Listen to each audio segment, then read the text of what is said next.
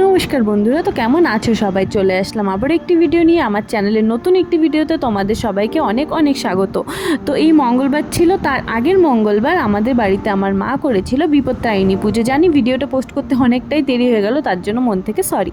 তো দেখো, পুজো করার জন্য মা আগে সুজিটা বানিয়ে নিল, তারপর আমি লুচিগুলো এক এক করে ভেজে নিচ্ছিলাম। লুচিগুলো নর্মালি ফুল ছিল, কিন্তু যে আমি ভিডিও করতে গেলাম সেই লুচিগুলো ফোলা বন্ধ করে দিলাম। আমি বুঝতে পারলাম না কেন আমার সাথে সবসময় এমন হয়।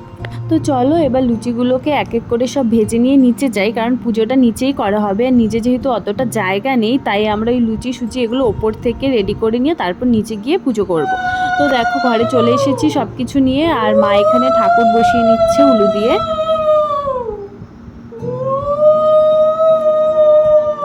আগে তো আমাদের বাড়িতে বিপত্তারিণী পুজো করা হতো না, আমি সবার বাড়িতে যেতাম। তো পুজোটা দেখে আমার খুব ভালো লাগতো, তাই মাকে আমি বলেছিলাম মা আমরাও করব। তারপর থেকে আমাদের বাড়িতে বিপত্তারিণী পুজো শুরু করা। আর আমরা কিন্তু ব্রাহ্মণ দিয়ে পুজো করাই না, আমরা নিজেরাই পাঁচালি পরে পুজো দিই। তো ইচ্ছে ছিল যে ব্রাহ্মণ দিয়ে পুজো করাবো একবার, জানি না সেটা কবে হবে। তো মা যদি চায় তাহলে নিশ্চয়ই সেটা হবে। আর তোমরা বাড়িতে বসেই মাকে দেখে নাও, আর নিজের মনের যা বাসনা আছে সেটা মাকে জানাও। তো দেখো আমি গুছিয়ে নিয়েছি, পাঁচালি নিয়েও বসে পড়েছি। আর বিপত্তারিণী পুজোর এক একজনের বাড়িতে এক এক রকম নিয়ম। তো আমাদের বাড়িতে যেরকম নিয়ম আমরা সেরমভাবেই করেছি।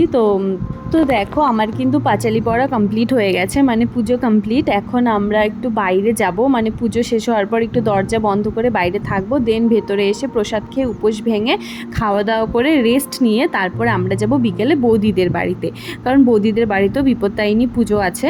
তো দেখো আমি বৌদির বাড়ি চলে এসেছি বিকেলবেলা, আর নিজে খিচুড়ি খেয়ে, মা যেহেতু আসতে পারেনি তাই মার জন্য নিয়ে চললাম বাড়ির দিকে। তো চলো টাটা, এখানে ভিডিওটা শেষ করছি। আর আমার ভিডিও দেখতে ভালো লাগলে চ্যানেলটা সাবস্ক্রাইব করো।